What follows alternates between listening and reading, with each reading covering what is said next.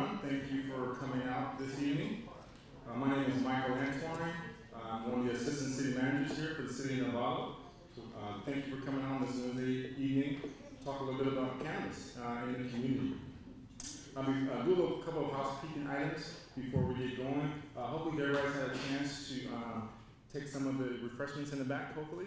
We have some nice refreshments there for you. We also, if everybody had a chance to sign in, also pick up a copy of the community survey. We would love for you to either complete that survey today, and you can submit it into the box there, or you can also go online and submit the survey as well electronically. We also have a little business card here.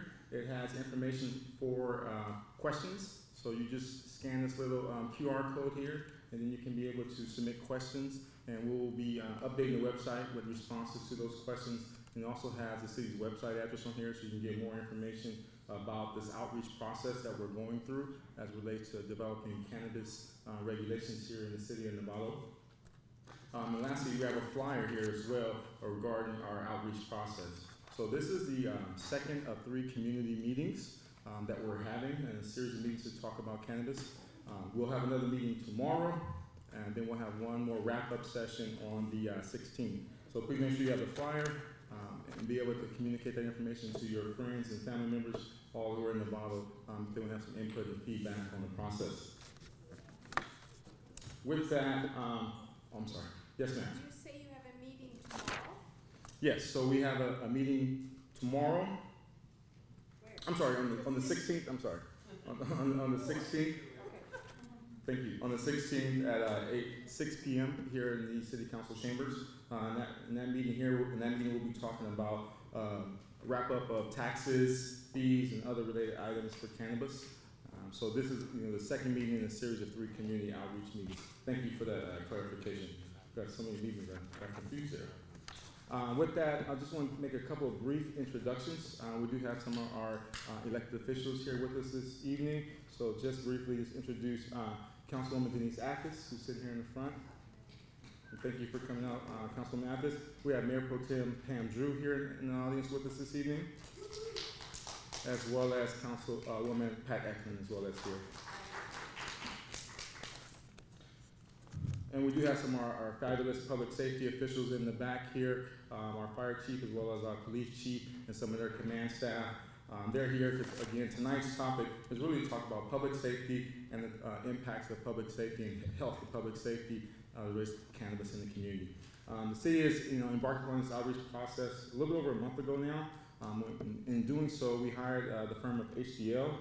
And they're sitting right here to my left, and so I'll introduce them in a second. And they'll kind of go over really in some context of cannabis, the regulatory industry, what the current status is, and how we look to, as we move forward with developing our program, how we're going to put forth regulations and policies that address public safety and health issues related to code enforcement, inspections, monitoring, compliance, as well as we get further in the process, we'll be looking at land use policies and things that regulate, where, if allowed through the process, the different types of cannabis activities will be allowed in the community. And so just now I'll briefly introduce our HDL team who's assisting the city with this process. We have Dave McPherson here, who is our lead consultant, as well as Tim Cromartie. With that, I will turn it over to David, and he will start forward with the presentation. Again, thank you all for coming out tonight. Yep. Thank you, Michael. So the first thing that always comes into mind when we talk about cannabis, and just a little background for those that don't know much about me, is that I was the first person in the country to tax and regulate the industry from the city of Oakland. And before that, I was my career in government was 30 years, where I was a former law enforcement officer, former internal auditor, and a tax collector. So for 4 different agencies and counties. And so I have a broad experience of that. But when I went to do this, and I was thrown into the position of having to do it, and I wasn't something I decided to do. They just said, welcome, here you go, now go do this. It was difficult for me from a value standpoint to say, what in the world are they asking me to do, right? So we've got these values that we look at that would say, no, this has been illegal. I've been putting people in jail for this. I've been monitoring people in jails when I worked in the jails as well as a deputy sheriff. And so it's a whole different mindset of how you do that. So, you know, the first thing we are today with Prop 64 changing, legalizing it here in California, and a different percentage does is to really talk about those core values in looking at public safety and looking at what your community is built at. So all the times in the last 8 or 9 years that we've been doing this is that we always get back to conversations about our core values. And from a community, core values I'm going to talk about is not your core values as moral standpoint, even though it's built a little into this. It's your core values of what your community is built of and what your concerns are. And that is these 4 elements here.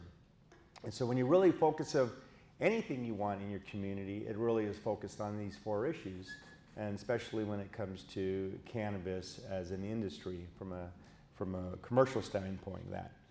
So public safety, obviously, without a doubt, is number 1. And of course, when everyone asks me, are you going to make all this money, you know, bring in all this industry into doing, I go, that's the last thing that's on my mind is making money. Because if you don't do everything else right, then the money doesn't matter. There are cities out there that have a whole lot of businesses and have a big old mess because they didn't look at their core values and how they structured and designed their implementation, nor did they put that consideration for the whole process. So enforcement principles, looking at those, there's a few steps that we look at. And so the other thing that our company has done, most of our staff are made up of former regulators of Nevada, Colorado, and California. We've done 11,000 compliance inspections for marijuana businesses with our staff. So we're not new to this game. We know what it entails and what it does. But we also know what it does. There's a lot of lessons learned from this process. So what does that entail? Well, guiding principles to tell you how you're going to look at things should this be considered. And that is first, rules clearly articulate expectations of licenses. It's kind of like having kids, right? You tell your kid, all right, you eat your vegetables, you can have your dessert, right? You got to give them clear definitions and clarity of what they're going to do. And there's expectations of what should come out of this. So, you know, an ordinance, when it is developed, should have enough clarity to that. We've had problems with the state regulations, changing rules because no one hasn't figured out some vagueness into that comes into that. So having that clarity becomes very critical. The second element is licensing operations for inspection and monitoring.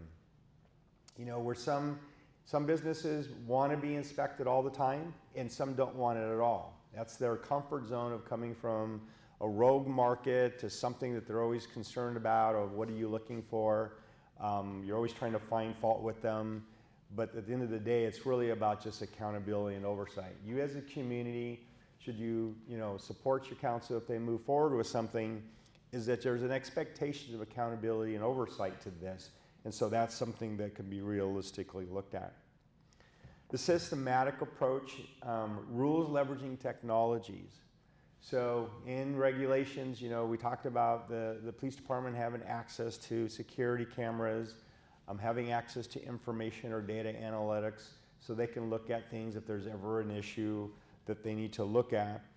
And so having that where it's there, having a comfort zone, you know, your fire marshals and your police department practice going in and out of facilities, so when there's a fire or there's a crime going on, so there's a comfort and understanding of what that is in preparation for that. That's part of that systematic understanding and designing of it, which creates that public safety confidence in there. The operable part of this is the ability to integrate into current business processes. So, you know, we have businesses that are ag businesses, wine businesses, distribution businesses, baking businesses, all over that are taking those skills and trying to put it into this industry and say, hey, here's an opportunity for me to make something, a product or something, and create some kind of infused product or grow something or do something to expand my business or create a new type of business with that. And then the fourth element here is defensible. Rules grounded in law can be defended at a hearing. You know, when we have issues with permittees that have problems, you have to stick to regulations and definitions of what you're asking them of their violation is. It's clear as day is what it is. There should be no guessing, no vagueness of what it is, of what you're asking them to do.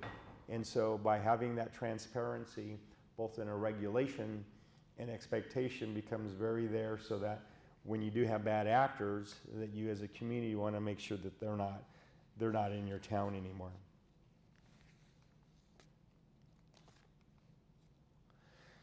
So enforcing the priorities, as we mentioned, public safety should be number one no matter what. It's not about all the other things that people want it to be, because at the end of the day, you got to feel comfortable in your own community. And so whatever that is to be done, to make sure there's proper oversight to that. And then the businesses, to make sure that they're doing everything right, even though we have confidence in any business that you bring in and goes through a vetting process, is that you want to make sure that they don't get complacent or find fault or something to do with that. So preventing diversion to minors is very critical. The black market, as we see it today, does not care if they give to minors. A regulated market is very concerned about that and very cognizant about that. And so the more we can move into a regulated world and provide products for adults, the better it is, and eliminate some of or to let the law enforcement prioritize those that are doing stuff illegally. Preventing gang or cartel involvement.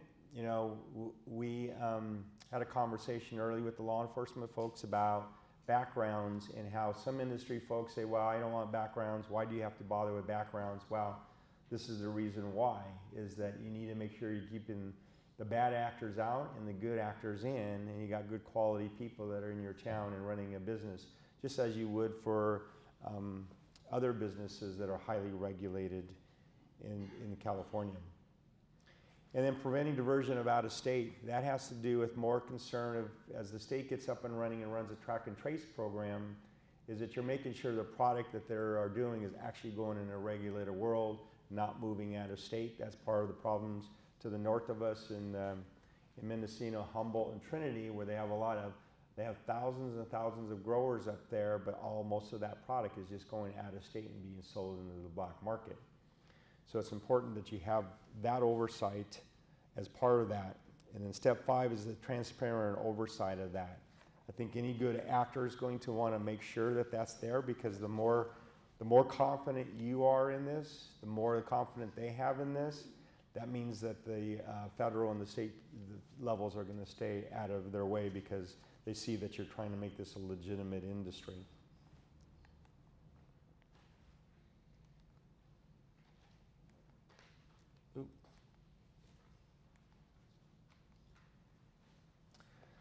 So,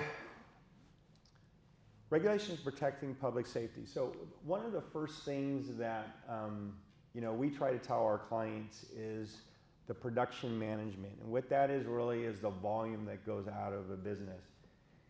A business should be able to produce as much as they can do business for. And being able to monitor that becomes very critical. In the states that came before us, they were able to monitor how much volume that was gone out.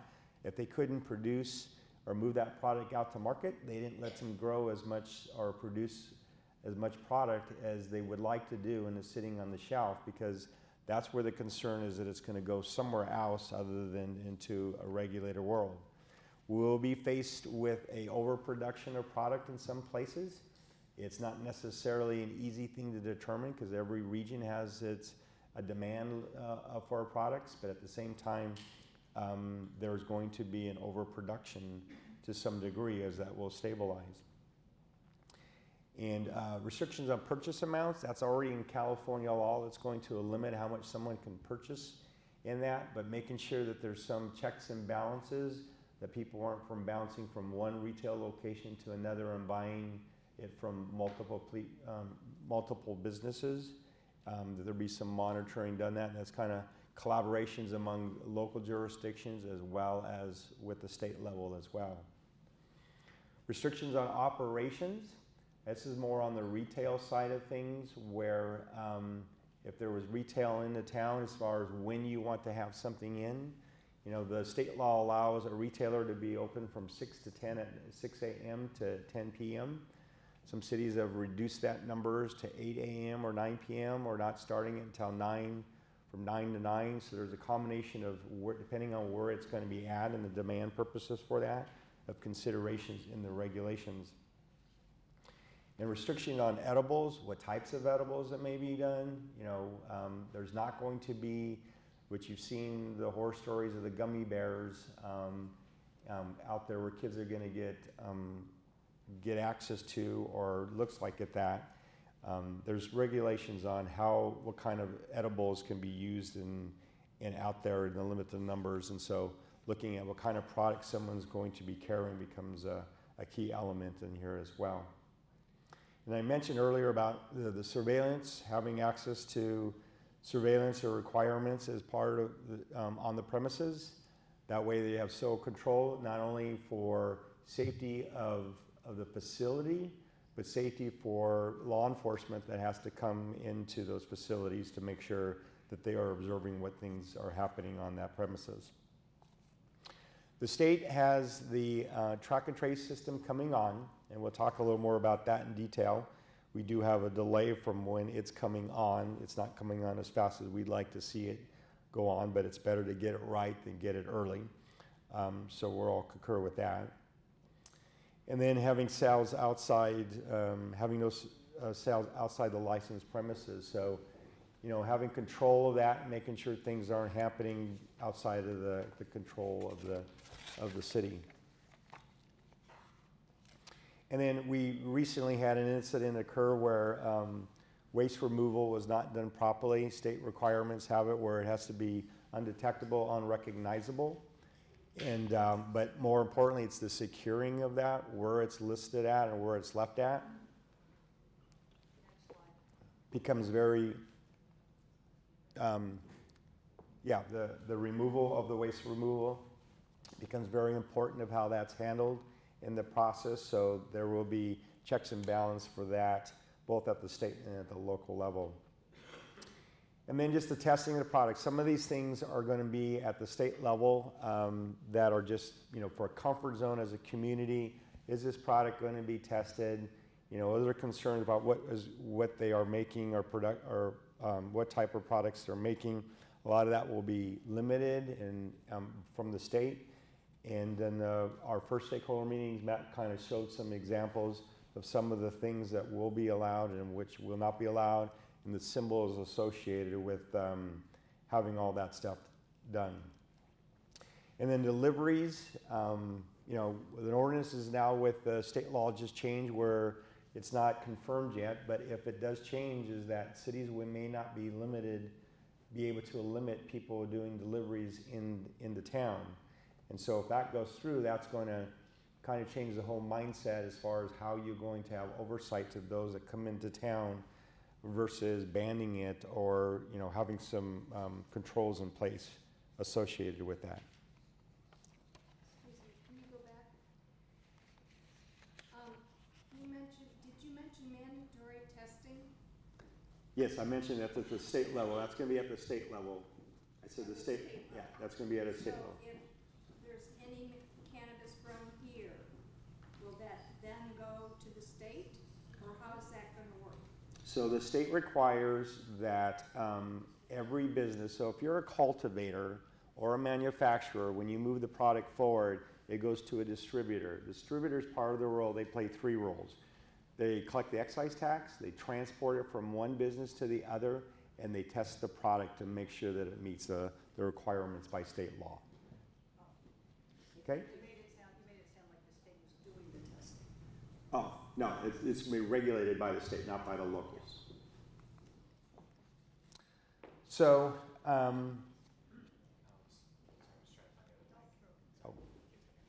I do have it. Yeah. Protecting the minors. So tomorrow we're going to talk about in more detail. I'm sorry, not tomorrow.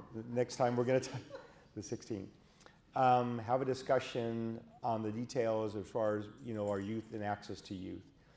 But one of the things that, what lessons learned that we've looked at is what put in the regulations, and some of it will be also in the local regulations, would be looking at the packaging, extensive labeling or branding. We already talked about the waste removal. And then looking at making sure that there's enforcement models put in place for either illegal sales or underage compliance checks associated with that. And we talked to the public safety folks about the different models that are put into place to kind of address some of those issues. So maintaining regulatory accountability comes in a few parts. You know, when we first got on into this from some of our client cities, they go, you know, Dave, we've already made a decision that we're going to have them into town, so our goal is not to chase them out of town. Our goal is to make sure that they're successful. And as we talk to some of our clients, they says, you know, we agree with that. And one of the mistakes that the state regulators did that came before California is they went out and didn't even know the regulations themselves. You remember, this is a whole new industry. So they were kind of learning them as they were going along with that. And then when they finally all of a sudden said, okay, we're going to start enforcing this, is that they realized that there was a lot of people out there that didn't even know what regulations were. And so it's very difficult to get a business up and running.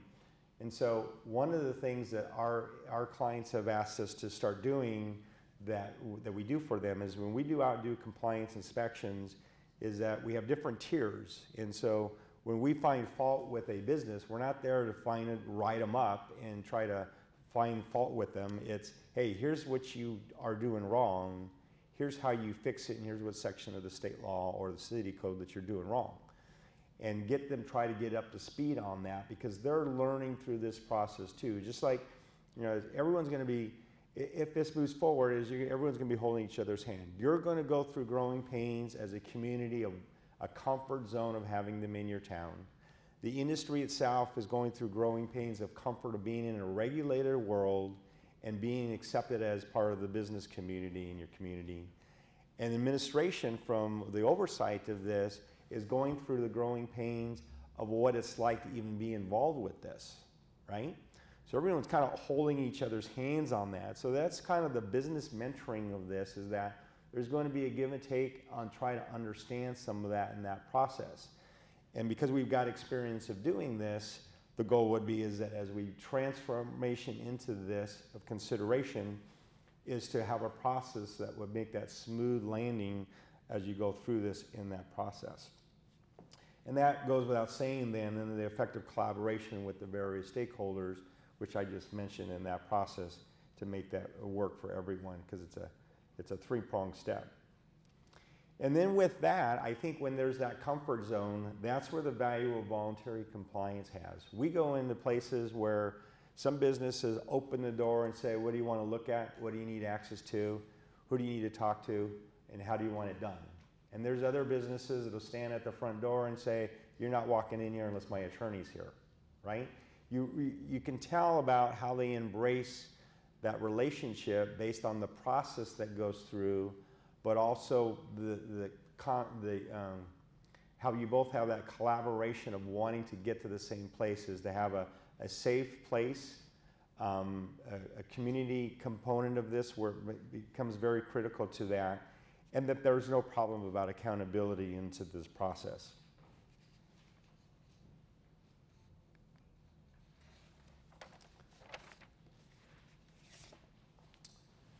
So issues that consider as we talk to some of the public safety staff, and when I say public safety, it's not just law enforcement. You got to remember, part of the public safety aspect of this is the fire and code enforcement components of this, right? They play a major role because you've heard about fires, you've heard about, you know, safety issues, and so part of that has to do with how do you make sure these businesses are operating correctly in here.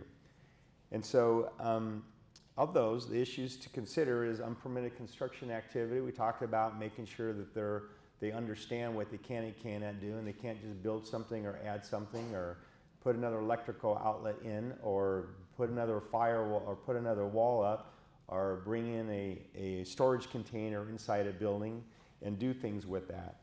And so being on top of that and keeping them accountable for that is one of the things that has to be constantly looked at. Access control requirements, as far as getting access to things. You know, we talked about how the public safety folks could get access to the buildings in case there's a need for that, purposes for emergencies, but also who else is getting access into the buildings to identify issues. The inventory control procedures is a process just to make it, I mean, you've seen it happen with alcohol industry and tobacco industry where there's a touching point and there's some oversight to every touching point to make sure there is proper procedures in place, and we're going to talk about the track and trace in a little more detail. And then just having data. One of the things that we have found out that data plays a very critical part in identifying some of the issues that we have with businesses, or to make sure that there's no concerns regarding how the business is being operating. And then typically the biggest complaints have to do with number 5 is, you know, things to consider is the noise, smell, light, traffic, and parking. You know, that's the day-to-day things that you're going to see impacting you that the cities probably would get complaints on. So when we talk about the zoning and where things can and cannot be, you know, the time, place, and manner of things, that's going to play a big key element in this. So putting the puzzle together is never an easy thing as you think. It's only 2 pieces. Sometimes you figure, let's bring the 2 pieces together. Well, you got to remember in the last 3 years, we've had those pieces keep moving on us, right? We had 3 different regulations and 3 different laws coming into place, and we're learning more and more about what this industry is all about. And because we're such a big dynamic state and how this is being evolved, it's really changing in how we look at things. And so we constantly have changes that you hear about. And so, you know, when an industry is trying to create itself, it's got to reshift itself every time that there's changes to them to be in compliance. And so that's why I talked about the holding the hands together, a little bit of patience on some of the things to do that. And with that, we believe that an enforcement activity has to be both proactive and reactive. And as I shared with you of that mentoring component of it, you know, the proactive is addressing the concerns of you. So as they go through, an industry may go through a process, you are reaching out to the city and voicing your opinions on things of your concerns. That we talked about, the noise, the traffic, the congestion, the lighting, anything that, you know, that's around or where a business may be, what type of business it might be. So being proactive and being involved in that decision process like you're being here today is very critical to that. When it comes to trying to figure out the enforcement activities, we break down, this is a sample of what we look at is on a typical business of what would be on there. You know, the risk-based inspection, there's different levels of inspections that we go through of just walking through businesses to more detailed and escalated types of that, which we talked to the public safety folks about.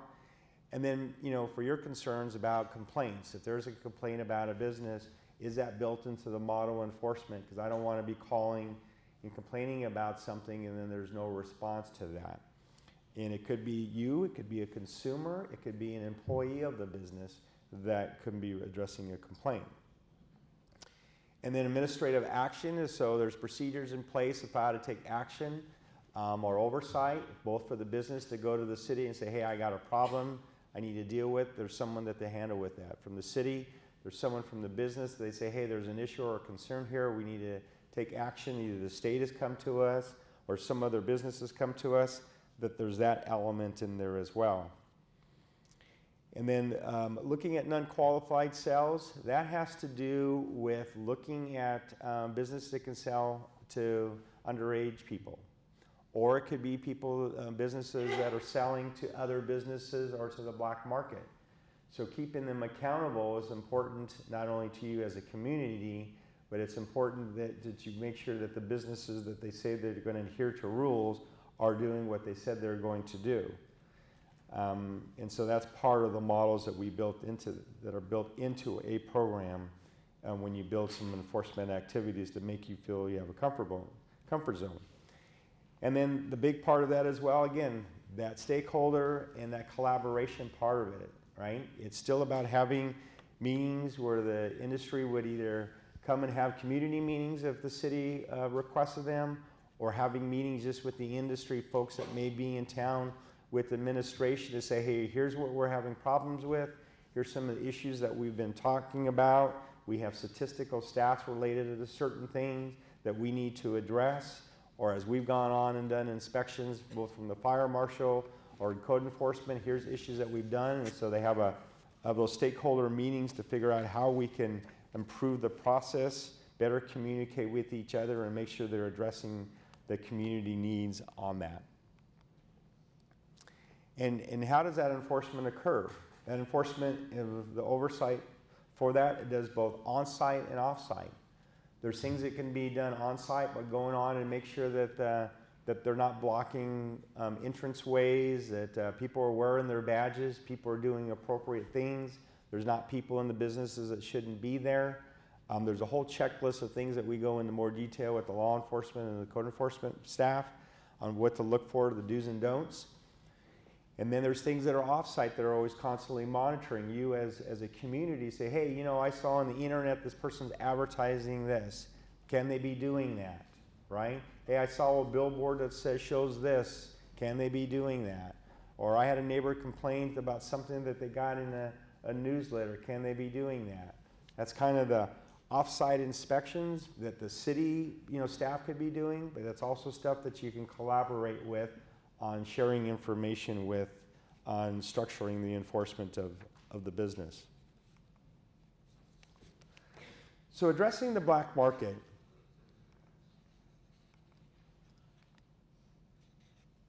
One too many.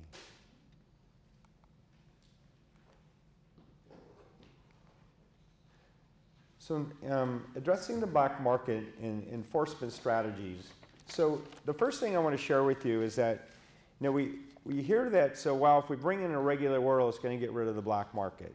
Well, that's true to some degree, but it's not going to be 100%, right? What we're trying to do is give consumers options to have access to cannabis as a medicine or for adult use in a legal world, and that they won't have to go to a black market. When you give people options to go to, the goal is that we're going to move people away from that. There are still going to be people in the black market that are going to buy in the black market, but there's important ways to kind of reduce that and impact that, and then allow law enforcement to focus on the black market, because then there's a clear defined who they are. Right now, up to this point, we're slowly transitioning into this year, but before that, it was kind of all blended in. We didn't know it was black market, white market, gray market, because everyone was in the touching point of the process. And so the more we can move everyone, including the consumers, to that, we're going to be in a better position. So create an industry in the community to provide consumer options. That becomes the first part of it. And then educate the consumers on to only purchase from a legal market, because once they know where they can go, then they have options to do that, they're going to feel more comfortable about that, and then they will understand of the issues and the consequences if they're buying in an illegal market, especially as there starts being a law enforcement action taken. Creating a tax mechanism in there also goes at that. One of the things that we've done, we've got some client cities that are just setting up a tax so that even in where they're having challenges of getting rid of illegal businesses, they're able to do assessments on them. Kind of call that the Al Capone rule, that you can't get me for bootlegging, but I'm going to get you for taxes. And so you can get an assessment on them, and it's hard to argue that no matter what kind of option you look at in that, which may come down the road. We mentioned about, if you want to have somewhere to go, the city establishing a complaint line or direction to someone specifically for this. Some businesses are even proactive on it. It says, you have any questions regarding this facility, contact this number, and it's their manager to contact in that. And our ordinances, we draft ordinances say, there's a liaison so that people within 300 feet from that business would have an access to a contact person so they can do that. Some businesses ask the cities to request to allow tours to come into their facilities before they open, so that people can see what it's like and know that it's not, something that's, something different, that it is just a regular business, to see what it's all about. Dedicate funding from the cannabis tax. So should you move forward to allowing the industry to come into town and you establish a tax, dedicating an earmark of that money to go after the black market. Not only does it help your regulated businesses, but it starts addressing your concern with the illegal activity that is occurring in the town, to try to shrink that away, so that you're getting the message that you need to go somewhere else and do that it's not acceptable here. January 1st, 2019, the co-op and collective model goes away. What that means is that right now people use as an affirmative defense that that if they're in a co-op or collective, that they're growing cannabis for their co-op and collective. When January 1st comes around, you can still do that to a degree, but you can't do it in a commercial environment. You have to be permitted by the state. So right now, where cities that are having illegal activities occurring, right now it's difficult for them to take action on them because of that. That's still there until January 1st, but when that goes away, it's going to give police powers a lot more authority to do things. So the public safety issue that we have is going to occur, when I mentioned, is regardless of the council moves forward of allowing a commercial activity in town, Prop 64 changed all your lives. And that is because personal cultivation can occur. So you have public safety issues associated with that, not only with minors being in the house, you have mold and mildew issues, you have electrical issues, you have pesticides issues, you have just issues of concerns regarding theft or robberies associated with that. And so the city has already drafted a personal use cultivation ordinance, which will be revisited and evaluated to see if it needs to be updated to put into place. But it's going to be very important that there's some kind of enforcement mechanism in that. Not so much from, we're worried about everyone growing it, because we've been doing this for almost a year now and it hasn't been a big issue, but more or less about the safety of it from the public safety side of it. Not a matter that people are doing it or not doing it in there.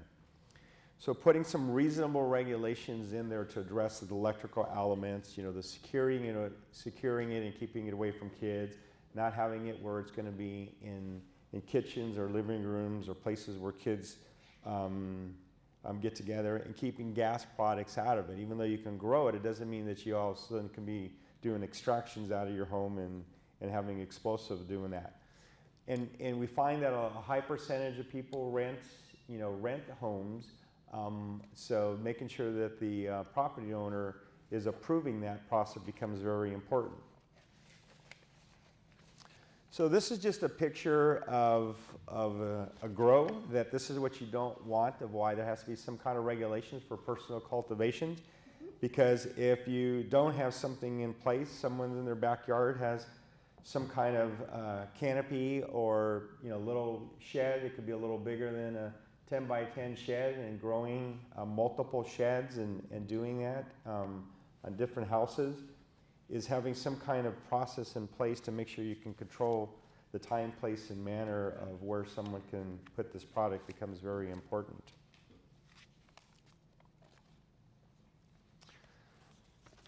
So the last step that we look at is how do you as a community can ensure that this product is going to be accountable, and that there is going to be some safety elements of that. So the state has required, or will require when it comes out, a system called the metric system. A metric really is a track and trace system that the term is used from seed to sale. It really is from where the plant gets a tag on it. It's called an RFID tag. It'll be later in the process in California. In other states, they had it when we called it was a clone. It was when it was 8-inch vertically or horizontally. But now the plant's going to get a little bigger than that before they put the plant on.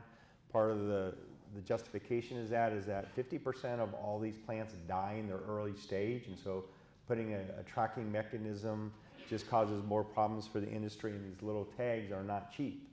And so they wanted it to be farther down the road.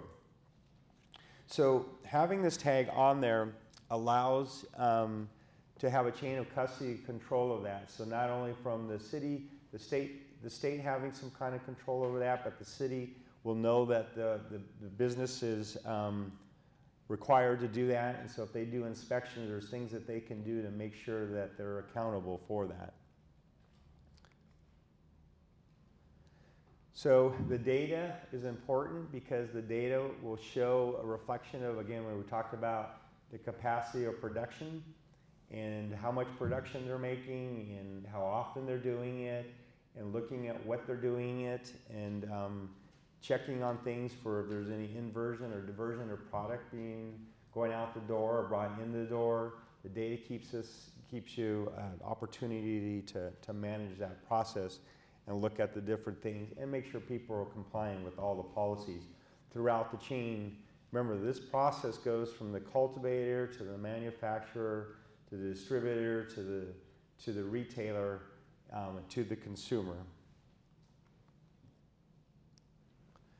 So, as in any other place, the city needs to have administrative tools to do their job.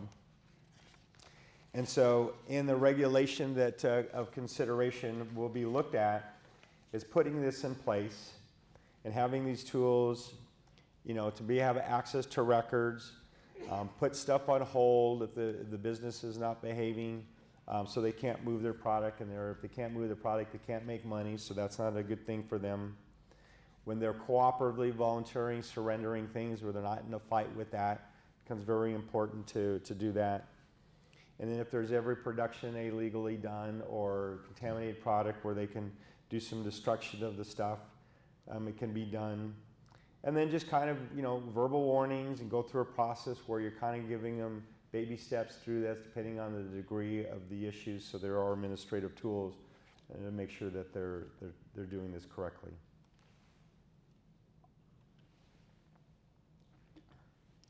But as we mentioned before, as being the proactive and the reactive of the safety elements of this, is you got to have a balanced approach of the oversight. And so monitoring the progress of the business, again, you're going to have some businesses that are going to start off doing very effectively, doing stuff, they got their act together, and you're going to have some businesses that are going through growing pains. Because you got to remember, even if the operators know what they're doing, you have employees that still have to be trained. And you have turnover of employees. And this is a business that does have a lot of turnover, so you're going to have constant training and monitoring of them to make sure they're doing that. And then you can measure the results of how effective they are doing. Are they cooperating and listening to what is being asked for them to take care of it? When you have complaints, are they addressing the complaints? Are they addressing the issues that they have associated with their business from other businesses that can do that? So measuring the results of how that goes and then kind of factor that in. And then, as I mentioned to you, we've been changing the rules for the last 3 years, right? I mean, everyone keeps growing through this, so modifying things. The rules, as we know them today, are going to change. And so being adaptable, Darwin said it is not the strongest who survives, it's not the smartest that survives, it's he that learns to adapt. And so adapting to the change of what the regulations are and technology and how processes are done and what this does becomes very critical in moving forward and being flexible in that at the same time. Can I ask a question? Sure. Could you elaborate on who is changing the rules? So the state is the primary one that's changing the rules.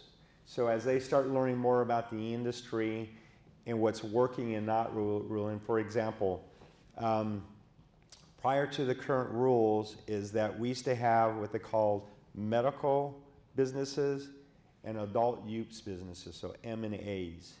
So when you were growing a plant, the plant doesn't know the difference if it's an M or an A, right? And so you were putting different tags on it and where it was going through the process.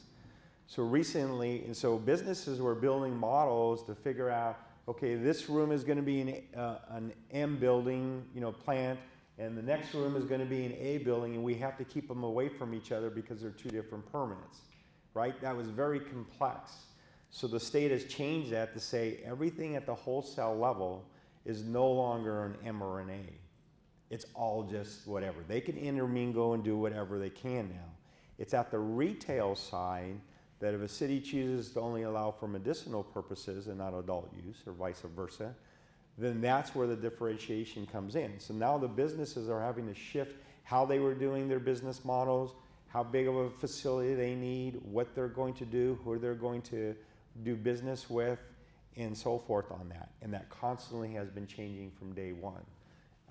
Just because we're still learning, you know, as the businesses get going, they have questions, and lobbyists change things, and the industry changes things. Okay? So takeaways. Set enforcement priorities. You know, it's not like about going after everyone for everything. You got to look at what the priorities are and the risk associated with what are the priorities of the issues of safety. And then as staff capacity to do things, prioritize those inspections based on the need to do that. We talked about earlier to the public safety folks about developing plans, you know, of how you're going to approach everything. And then with that comes identifying the resources that you're going to have to, depending on the number of businesses. If there's only one in town, is different than if you have 10 in town. Collaborate with strategic partners. That's not only with the industry side of things, but that's with the county ag department, county health department, county facilities, and other agencies that are involved or could be, water districts and so forth. Utilizing available resources to figure out how you're going to take care of that. Take the appropriate action.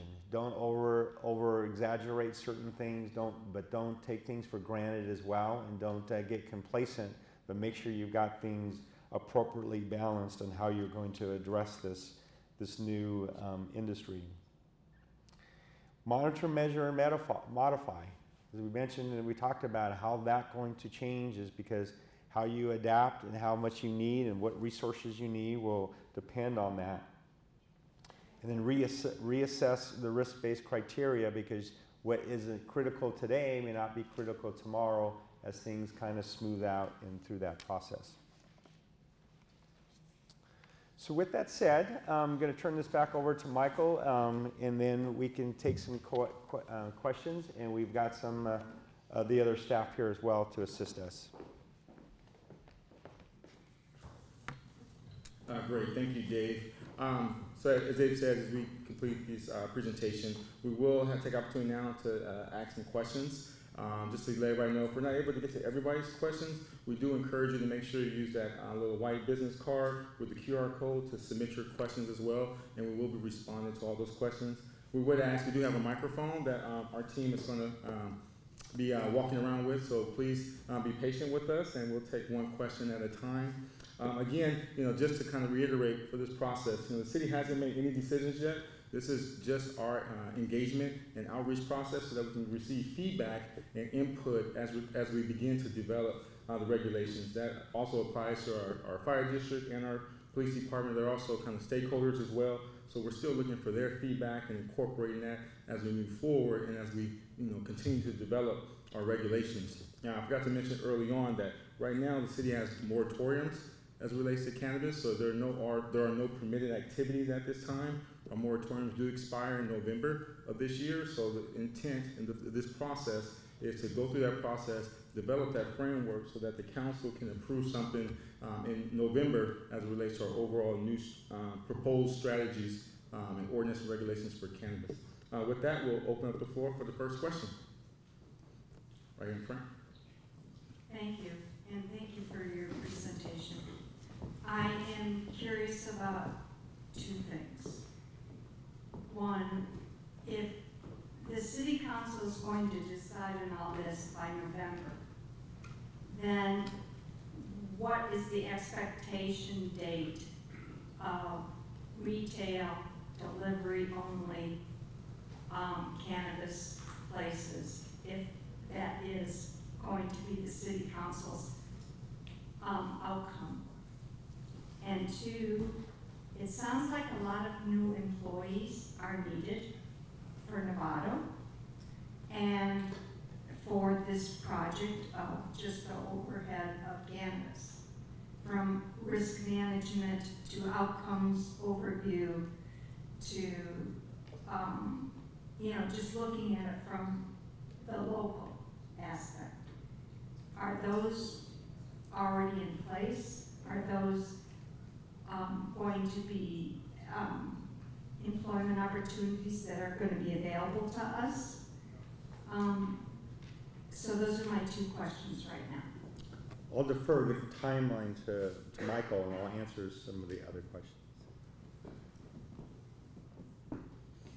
As it relates to the time frame, we're probably a little bit, and I think Dave mentioned a little earlier, we're probably a year away before we actually have any businesses in place, because even once the council approves some regulatory framework by the end of this year, those businesses still have to go through their state regulatory process, the city's process. Once the ordinance is in place, the city still has to then develop our business license structure, our tax structure. Our tax structure requires voter approval, so we still have to go to the ballot for that as well. And so that would be around November of 2019, potentially, that we would even go to the ballot to tax those businesses. So we're at a minimum a year away, but once we get a regulatory framework in place, and then we will start to develop, those internal processes and how we set up our business license and our tax structure.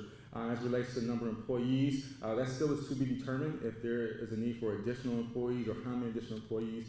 We have to go through a fiscal analysis process where we look to see what that impact will be of those businesses once we find out the type of businesses. So if there's, some of that would depend on if there's, the city allows a certain number of retail storefront operations, or is it all just manufacturing or testing labs. So a lot of that is contingent upon what the regulatory framework looks like, and then as we develop a cost analysis model to determine what that impact would be, and so how many more additional employees would we potentially need to regulate these businesses from a compliance and inspection standpoint. Would that mean we need to contract services with firms such as HCL or other firms in the industry who are providing those types of compliance services for cities? So it really depends. We haven't went through that analysis yet until we kind of get an idea of what the playing field looks like. But we would be looking to utilize some of that tax revenue to offset the cost for any new employees that would have to be hired for the regulation of cannabis businesses. Hope that answers the question. Hi, can the moratorium be extended indefinitely? Is that an option? Oh, I was trying to sneak. No, the moratoriums cannot be extended indefinitely. There's two moratoriums in place. One moratorium can be extended for another 10 months. The other one needs to be enacted at the end of this year. So the moratoriums by law cannot be extended, forever or to infinity. They have to have sunset periods, and then from that point, the city does have to make some type of decision going forward on what the regulatory framework would be for whatever it is that land use decision that they've prohibited during that time period. I have a question. This is back on the compliance. So there was the slide about the administrative tools that we would need, and I was just curious if these administrative tools are already developed, or if we as a town would need to develop those tools for tracking and compliance. So those are historical methods that have used, being regulators for the last 8 years at doing this. We put stuff together and outlined it to that, so we would provide that to the city as options depending on what model they do. We don't, again, not knowing what direction they're going, the numbers, again, you could have one business or you can have 10 businesses. The model, that whole assessment of activities, how you build a model is based on the number of businesses and activities that you need to do that. Yeah, so there's drafts of different types of models then that are already existing. Yeah. Okay. Yeah. It's And reinvent the wheel. Yeah. I had a question about the metric capabilities. Is that a new state thing, or is this going to be a state requirement for everything to go through that? Yeah, so metric was initially designed in Colorado. They were the first state to use it. It is only for the going one direction. It doesn't connect to a POS system. It's just so that the data goes all to the state. The beauty of the metric system is it is not done by an industry business. This is a business that only contracts with the state and does, just like we only contract with government. So it does not have a double dual usage for it versus some of the other track and trace systems in other states. So is California thinking of putting that in? California is using it, yeah. They're just a little behind on the design of it because we're a little more robust than the states that come before us only had, 3,000-4,000 businesses. We're potentially going to have 15,000 to 20,000 businesses in it. So there's a lot more demand and what needs to do that. And we're learning from what those systems didn't do before us and make sure that the system that we have, that we put in place is going to be able to do what we need it to do.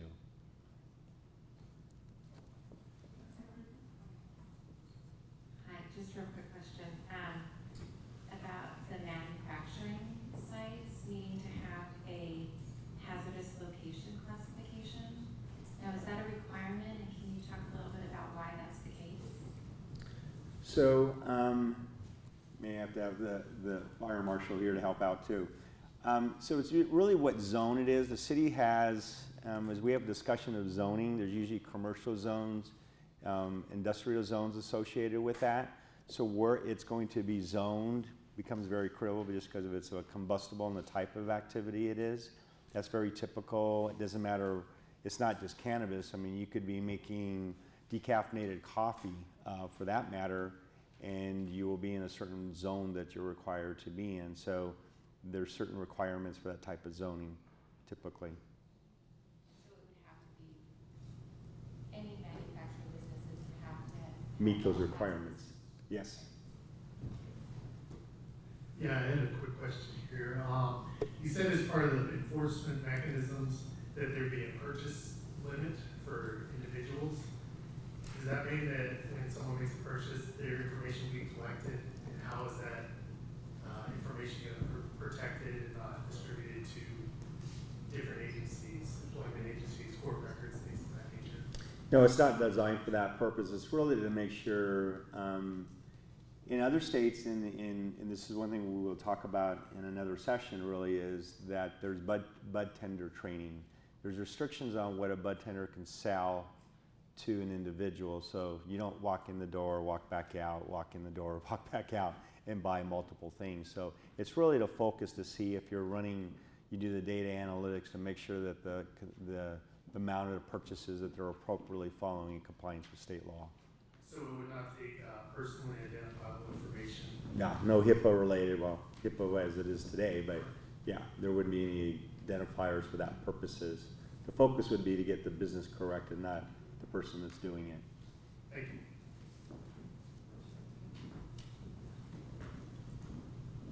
I just wanted to ask if the city of Novato was looking to other cities. Obviously, we're not the first city to do this. Roanoke Park is doing it. So are they looking to the city, other cities for advice, or, we're not trying to reinvent the wheel. We can use somebody else's good business practices. I think the city has done a little of everything. We represent 400 cities and counties in California, and out of those, 125 of them are doing something related to cannabis. So our team of staff are, some of the top people in this industry from the government side that make up our team. And so they not only are doing their assessment of it from their surrounding neighbors and cities where they're doing it, but they're also, us being a consultant, they get all that intel from us. The one thing that needs to be cautious, and we tell our clients too, is when you copy what your neighbor did, it doesn't mean that you copied something right, okay? As we talked about, the rules keep changing constantly. As of every ordinance that was drafted as of 2 weeks ago is already outdated. And so it keeps evolving on that. And so staying on top of that and monitoring that is when we draft ordinances, it's as current as the day it's printed. And so most cities are already, been here since 2014. What we did in Oakland in 2010 or 2009, they're outdated. So you got to constantly make sure you're up with that, and that's really what the focus should be on, is having the good information on it.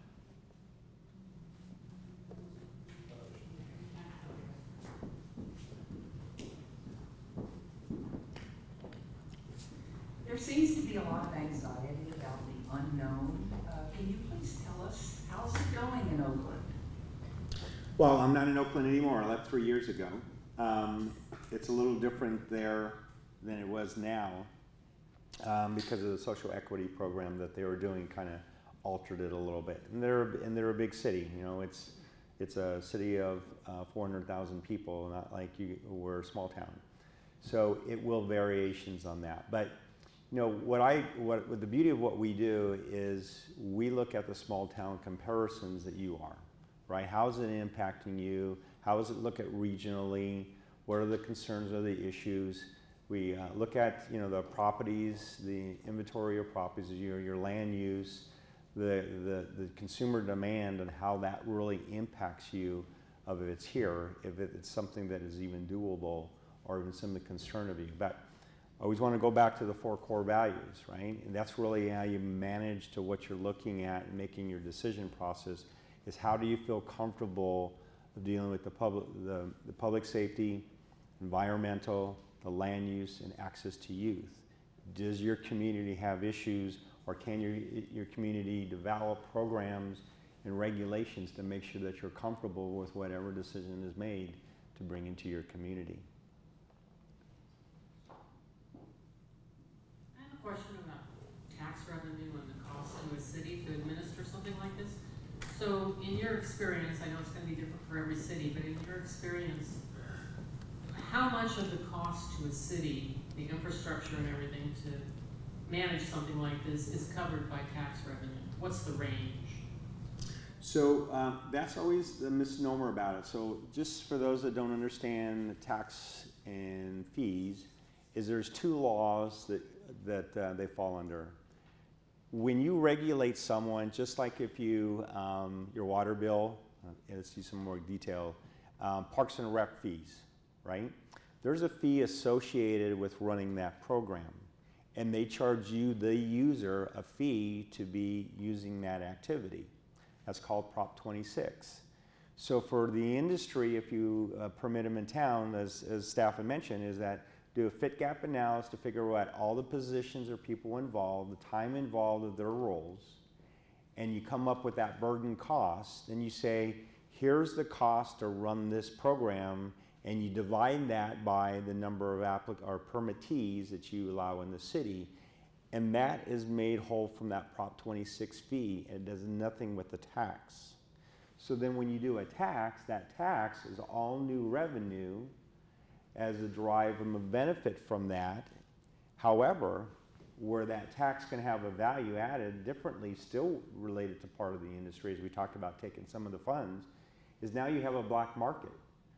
The public safety folks, being all the activities from law enforcement to fire to code enforcement, and even your city attorney having to take action, every time you go after the black market, you don't get to get reimbursed for those fees other than fines if you can even collect on them. So that's where some of the tax can help mitigate and eradicate that illegal activity and use it for that purpose, because you can't charge the businesses that cost burden of a black market to be in town.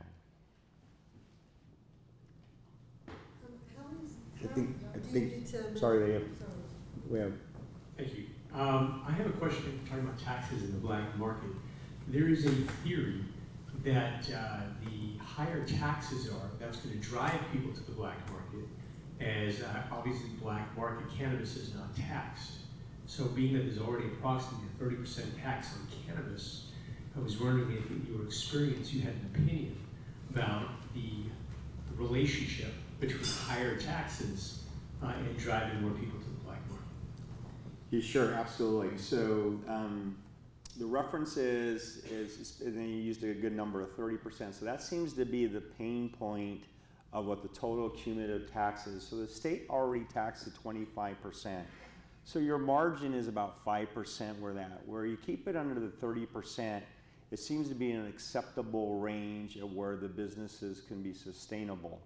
It'd be nice if the state taxes would go down a little bit and we have a little more in there. But that's the vertical part of it. And when we get into the tax conversation strategies we'll talk about, you'll see of why the touching point that if you tax it at every touching point from the cultivator to the manufacturer to the distributor to the retailer, how that's a compression and how it impacts the businesses of being sustainable, and from a consumer that they go into the black market. What I think there is some compromise, as long as the tax is reasonable, is the consumers are changing a little bit as far as the users. First of all, black market doesn't, for the most part, do manufactured products. You have so many new products that people are utilizing that are not in the black market. Secondly, is you have either an older generation or the younger generation of the millennials and centennials that are very conscious about what they're putting in their body, so they wouldn't mind paying a tax if it's reasonable in order to get a product that they know is a healthy product. And so part of that is starting to shift a little bit, but the reality is right now is that there is a lot of people who are still comfortable buying it black market because of all they've taxes, and they've got to find a balance in there. And I think when that gets a little stabilized, it'll make a difference, but we still got some work to do on that.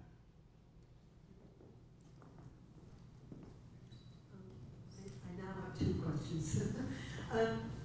Based on his question, is there a possibility that there would be a different tax if it was used for medicinal purposes as opposed to pleasurable purposes?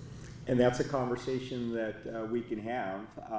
We're going to have the next stakeholders meeting. The third one, part of the agenda, will have the whole taxing strategies and do's and don'ts. My other question was based on your responses to somebody over here. How do you determine consumer demand?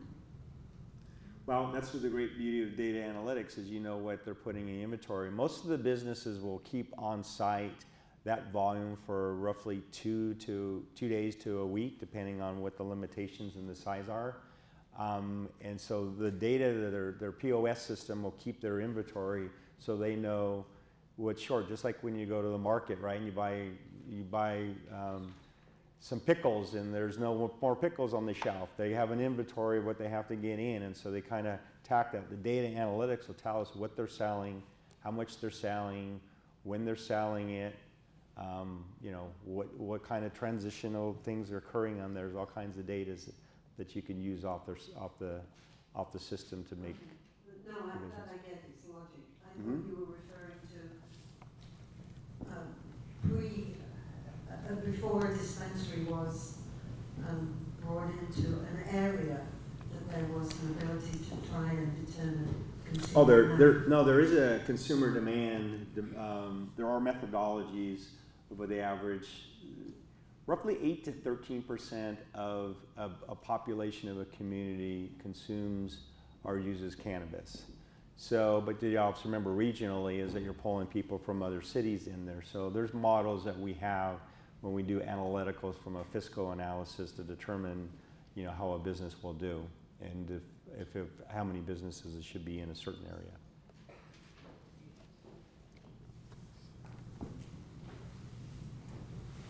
I have a couple of questions. One is with regard to cost. This city has a structural deficit. A lot of your monitoring. Can you hold the mic up to your Sure. mouth? Is this better? Yes. Okay, thank you. We have a structural deficit.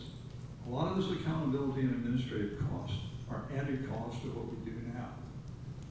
Both services, the fire department and the police department, are some of the most expensive services the city has, and they're a large percentage of our budget.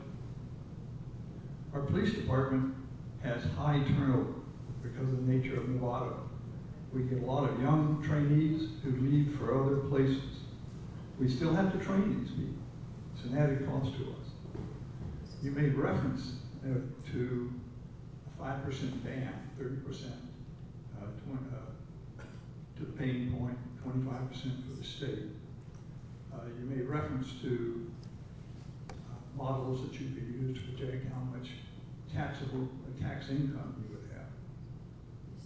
That 5% ban, has anyone done the math for a city the size of Novato, incorporated all of the costs,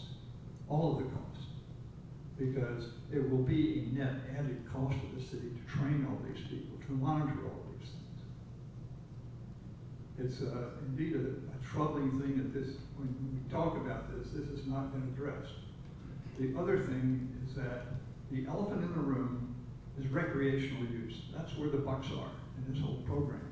And when I hear these presentations, there's very little delineation between medicinal purposes and recreational purposes. Medicinal purposes don't incur these overhead costs and have the most benefit in terms of health. There's a compelling reason to have medicinal marijuana. I think most of us in this room agree to it. The recreational aspect gets muddied with the medicinal, but it is pure pleasure. In fact, there is data showing that recreational use of marijuana is not a positive thing for the workforce. And a lot of people don't make a reference to that, but that is the case. And I'd be glad to share that information, that study with people. Huge study, 20,000 firms. So my point is, why are we rolling the dice when we don't have to? The city is highly taxed now in many ways. And what are we giving up in order to have a few people have the enjoyment of smoking pot? And of course, that comes back to our core values in the city. We are a city of families, of children. And if I'm on the city council, my time is up. I know that. And I appreciate your patience. But can you address that 5% ban in projected revenue? And what is the net revenue that's available to this city of this size, 45,000 people, 13% users? What do we have to cover these added costs? Thank you. So two parts to that was, yes, it's not the size of the city, it's the size of the industry. You know, we have client cities that have a population of 220, 250,000 people, and you know, they only allow 10 businesses in town. So it really has to do with the type of the businesses and the region of what type of activities are allowed. Every region has, you know, Marin County right now is somewhat of a dry area as far as allowing activities. San Rafael is starting to move on it. Someone mentioned Roller Park starting to move on it. So it really has to do with what the demand of the consumer is, but also the business models that will be coming into place. That's part of an application process that would be designed for that. You also mentioned about the medical and adult use side. That's a policy decision. You know, I think the discussions that we're having through that, we're doing the surveys that ask that questions about asking both sides of that is going to be important as far as the evaluation component of that. As the council has a further discussion on that to come into play of if it should be one or the other.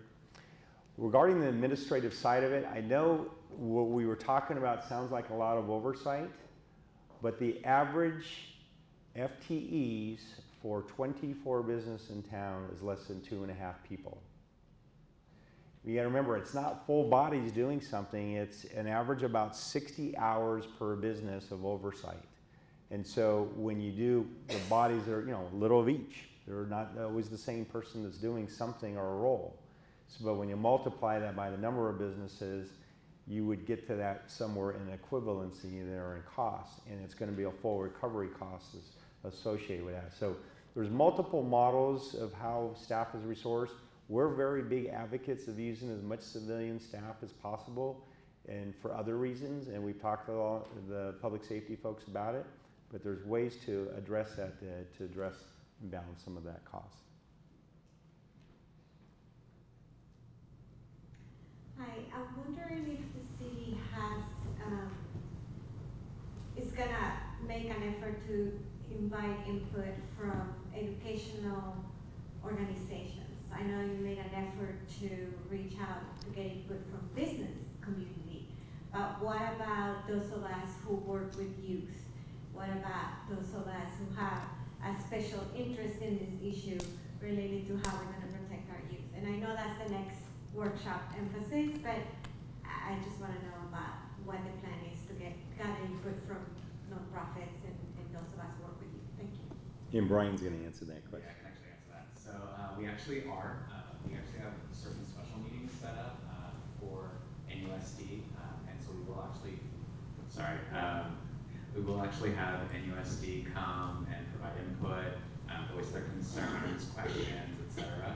And we also invited other special interest groups as well to several of these types of meetings. So yes, we're going to collect all that information, put it together, and hopefully try to get the best overall idea of what we need to do, as a city, and yeah. Okay, right up here. I wonder if we could hear from Chief McGill about. Can you hold the mic up to your mouth, please? Could we hear from Chief McGill about the impact of this on his department and law enforcement in Novato? Chief? Good evening. I want to kick the can down the road, but a lot of it depends on what the council decides. Do we have retail establishments and storefronts? Are these private, not private, but sort of, in industrial areas that no one really knows about? So it really depends on what we decide upon.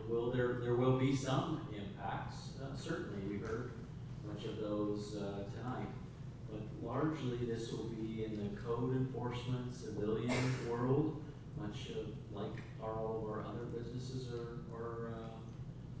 regulated. Now, will sometimes we spill into crimes? Potentially, probably yes, but many of our other businesses have those issues as well.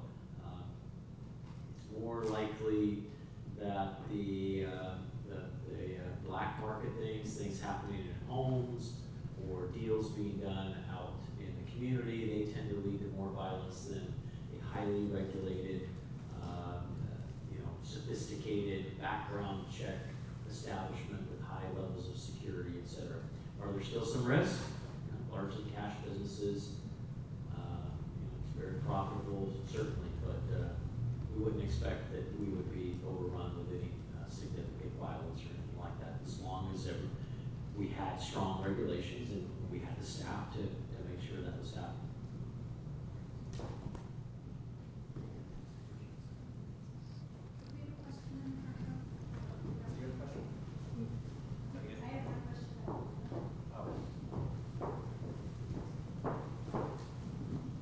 Hello, my name is George Bianchini. I have a little bit of experience with this, and watching Fairfax many years ago, I actually spoke against the dispensary opening up in downtown Fairfax because of some of the safety concerns. I owned a business nearby.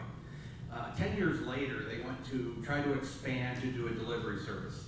And at that particular time, since we all became knowledgeable of each other in the Chamber of Commerce, it kind of became like any other business. As a matter of fact, when I spoke on that, we went and got some records. Now, I own the video store in town. We had 4 police calls that were related to an arrest. The bank was robbed twice. The grocery store was robbed once. The other grocery store was robbed twice. The library was burglarized. The school was burglarized.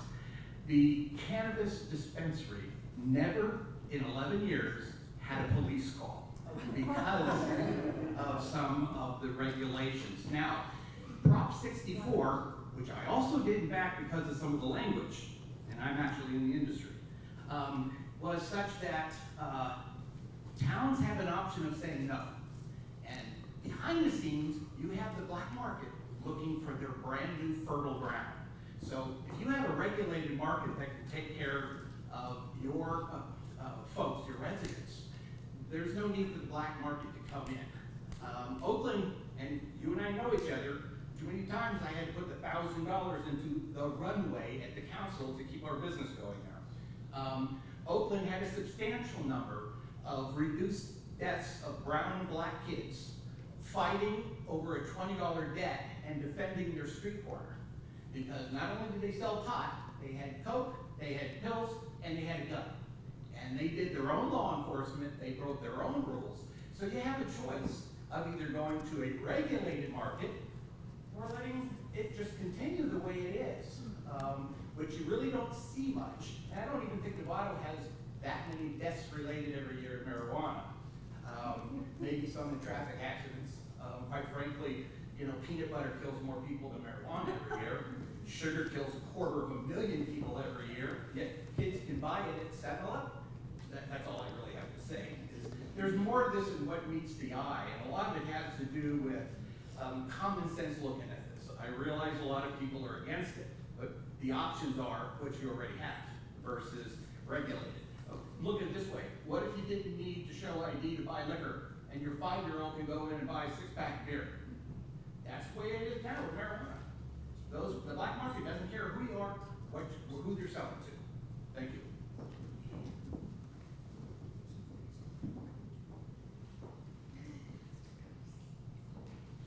Any questions? On the back. All right, we got one in the queue, so go ahead over here to the right. Yes.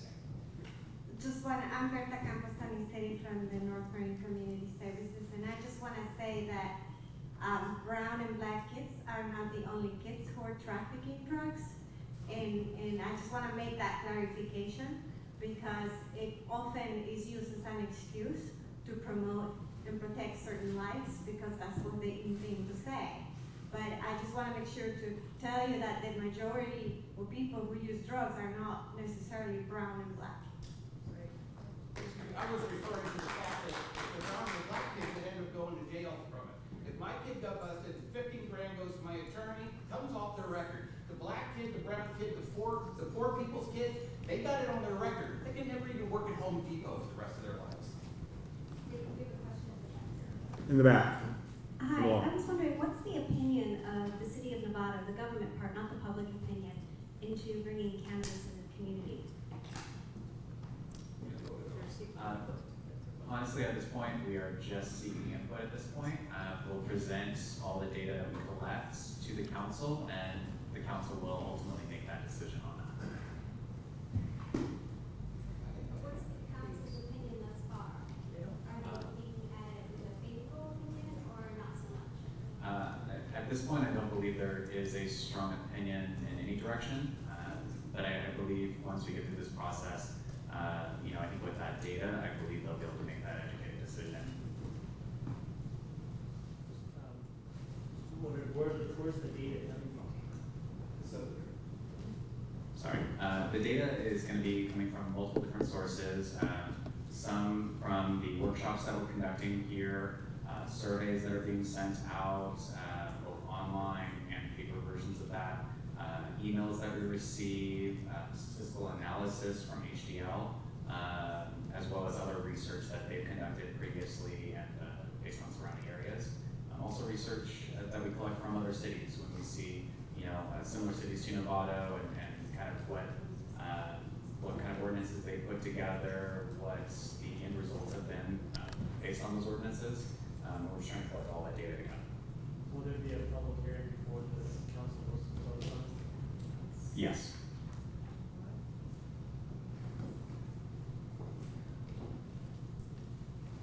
I just wanted to really quick address the racial disparity. There is some evidence out of Colorado that's showing that white kids have a much lower rate of getting suspensions and any type of legal problems related to having cannabis since legalization.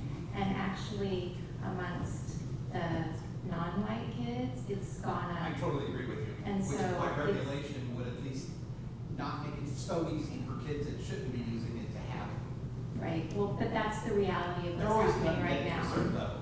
with legalization, just to clarify. Just a real quick comment. According to the federally funded study, National Survey of Drug Use and Health, cannabis use among teens has risen, but in states that have regulated, Colorado, Washington, Oregon, teen use has actually dropped.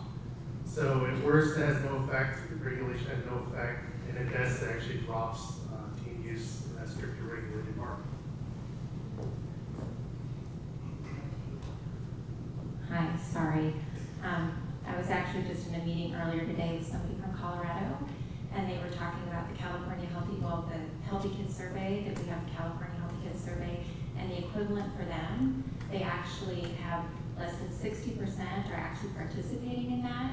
And so the numbers are very skewed because they don't have the threshold of data that they need post-legalization to really show what the actual numbers are for the kids. So right now, especially since we're not even 5 years into it, there really is no true data. That's why it makes it so confusing, because there's either side can show data that supports their cause, but we really, 5 years into it, it's too soon. And that's one of the arguments for waiting, because really regulations are still being made. We still don't have true data from the pre-legalized states.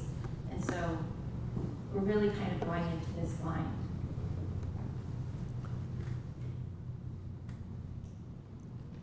Is there any other questions? Okay. I guess we'll wrap up. Sure. So I wanted to touch on the data thing about analytics.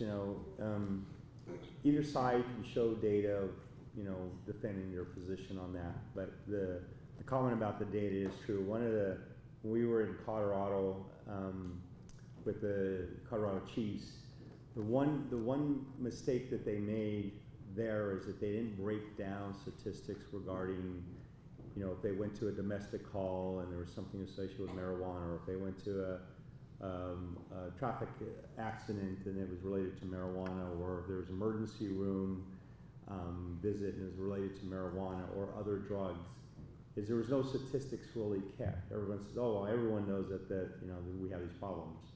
So as we've got into a legal world of the 5 states that have come, they are starting to now collect data. And as the lady I mentioned about, data is still fairly new, so it's hard to tell of who's participating in that. There's data that goes down that says, well, some areas there's statistics that go up regarding crime. Well, what they found is that, in some police departments that are not having to spend time dealing with marijuana, they're prioritizing their stuff on other stuff, so their statistics for violent crimes and others going up because of the fact they've got more time to dedicate to that. And then you have stuff on the opposite end where some people says, well, yeah, it is because it's a lower crime and therefore it's causing other problems. So I think the data is not definitive on where it stands on there. We do know that it exists, and I think one thing to keep in mind is if there's a consumer demand, regardless if you banned it or not, it exists, right? And so you know better than I do as your community where that is prevailing. And the question is how do you shape that to reduce that black market, but yet there's still a consumer demand that's out there. And if you go online and look at weed maps, and there's 35 deliveries coming into town, there's a consumer demand for that. And so that makes the challenge of what does a ban mean, right? I've talked to one client agency that they said, well, we have a ban in place, we don't want it, but they've got 4,000 growers in town and they can't do anything about it. So what does a ban mean? A ban just means it's a ban. So finding that balance of what you want in a regulated environment for your community versus what you don't want has to really do with the reality check of where you're at and just kind of knowing what that is in that decision process. And that's part of what this is all about, is as a community and a council to figure out and gather that information, really where we're at and where that balance point is and making it a part of that decision process. So with that said, we are going to adjourn. Does anyone want to close this? Or? So I want to thank everyone for coming out today. Thank HDL, as well as members of our public safety, Novato PD, as well as Novato Fire, a couple different places around here. I want to remind everyone as well that we'd love for you guys to provide additional feedback, both through email, through our surveys. If you want to provide any comments, questions, anything like that. Like Michael had mentioned before, we do have this card. It does have both the link so you can submit questions and any comments, as well as participate in our survey. And you can actually do it from a phone or mobile device. Simply just take a picture of it, and that's it. It'll take you right to the link. I want to also make sure that everyone picks up our flyer here that shows our last cannabis meeting that's coming up, as well as its location, which is basically going to be here. And then if you'd like, we also do have a paper version of the survey if you haven't already picked it up. You can drop this off at the City Hall here in the council chambers, as well as the Novato libraries, the Novato Unified School District corporate office, as well as any of our recreation centers as well. With that, I want to thank you for all coming out here, and we hope to see you at our next meeting.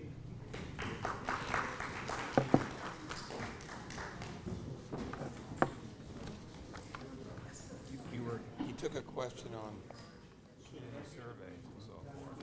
The only survey that I remember was the last election, where about 70% of the people that voted for that issue. That gives you some indication of what Trump's thinking. You could ask that question, and you might remind him what the